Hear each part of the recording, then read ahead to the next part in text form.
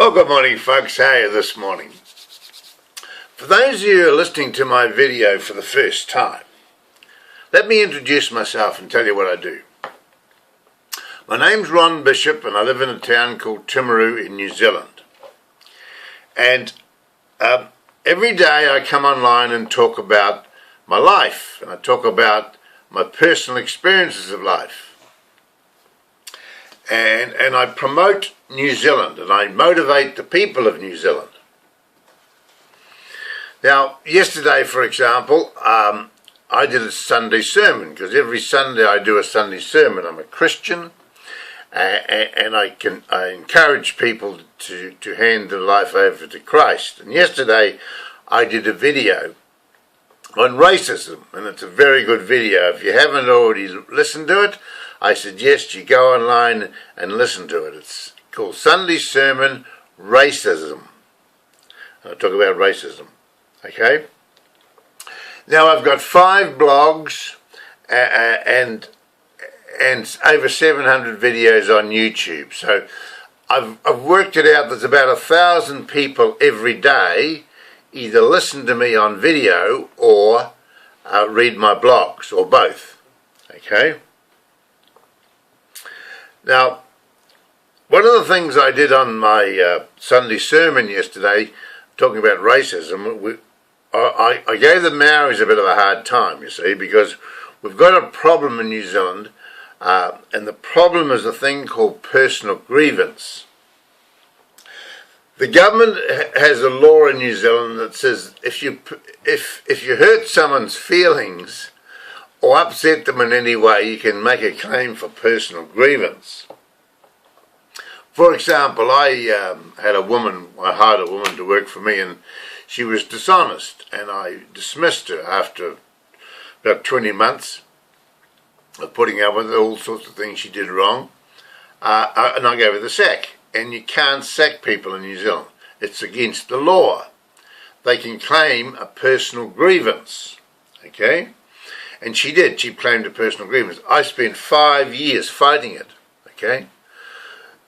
And under tremendous pressure and anxiety and stress, and I had all sorts of illnesses because of it, right? And it's all written on my blogs. I've written all about it. It's on YouTube, and it's on my blogs, and I've done a lot about the personal grievance. But the other personal grievance we have in this country is with the Maoris. You see, the Maori people think they own New Zealand because they were the indigenous people. They reckon they were the first ones to come to New Zealand and find New Zealand. Now remember, New Zealand has only been discovered about 300 years ago. We're not a very old country. We're only about 300 years old. So we can only trace our history back about 300 years. But the Maori came here from the Hawaiian Islands and claimed the land, and they were savages. They used to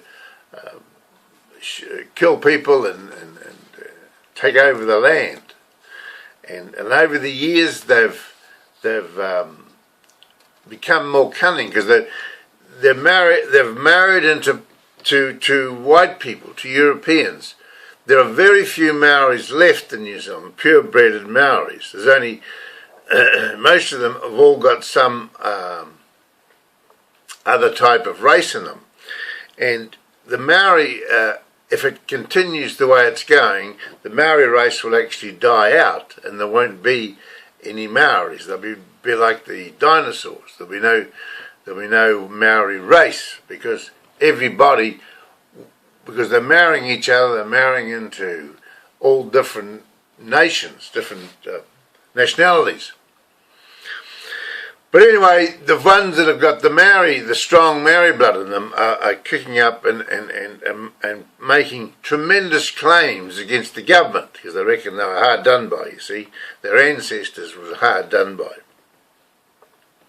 Now, everything I talk about my personal experience, because as far as the Maoris are concerned, I'm a descendant of the Wilson family, and Reverend John Alexander Wilson came out from France and his job as a church missionary was to convert the Maoris to Christianity, because the Maoris at that stage were cannibals, and they were eating each other and stuff like that, and his job was to convert them to Christianity, which he did, and there were a lot of churches built by the Maoris. A Maori person is very spiritual, and if they can grasp onto the story of Christianity, they're lovely people. They turn into lovely people. But if they don't, they can be not very nice. My father was a manager of the Land and Survey many years ago, and I worked on the Land and Survey blocks, breaking up land, because in the original early days there was a Land and Survey company, which was the government, and they broke in the land and they divided it up when the people come back from the war. A lot of those returned soldiers won farm ballots and developed New Zealand. And so I've worked for the government. I've worked for Lands and Survey as a shepherd on a sheep station, so I've had a lot of experience there. And yeah, just a minute. I'm 72 years of age, and in January I'll be 73. I've been married to my wife for 50 years, so we'll have our golden wedding anniversary on the 28th of February. We'll have been married 50 years. I've got 4 children, and I've got 8 grandchildren and 2 great-great-grandchildren. Okay, now I've been a scholar for a long time in personal self-development. Some 30 odd years ago I became interested in personal self-development, and I've read many books on personal self-development, and I've been on a personal self-development program myself for many years, changing the way I think, and I'm trying to teach people how to think, because the young people today are not being taught how the mind works, and I'm very interested in the power of the mind, and I'm very interested in the law of attraction, that we attract to ourselves that which we think about. Now, one of my goals is to change the face of New Zealand by promoting it. It's not being promoted as much as it should, and certainly my town where I live, Timaru, is not being promoted, and I want to promote it. But how do I promote it I have to change the attitudes of people. Far too many people in New Zealand are negative. They think negative thoughts, and we need to teach them how they can change that to have positive thoughts, so their life will go forward instead of backwards.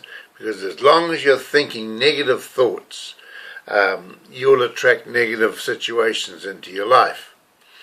Now, I want to travel New Zealand telling people how they can change their attitude, how they can change the way they think, and things will change in their lives. So I'm going to be travelling New Zealand. I've already said many times that I want to travel the world, actually, teaching people self-motivational skills and motivating people, uplifting and inspiring people. Okay? Now, one of the ways I do it, I use humour. In New Zealand, we've become far too serious, and we have to look at ourselves in the light of how humorous we are, what concerns us, and the way we act is got humour in it, and we need to bring out that humour. We need to look at the funny side of the way we behave, because we don't behave very good at times, and we need to change that. And hopefully, when I go around New Zealand, I'll be using humour. I'll take the mickey out of myself. I'll take the mickey out of other people. And we'll have some fun, and we'll change the attitude of people. If we can change the attitude of people, this country can really grow. Okay? Now, today I've got to go to a funeral.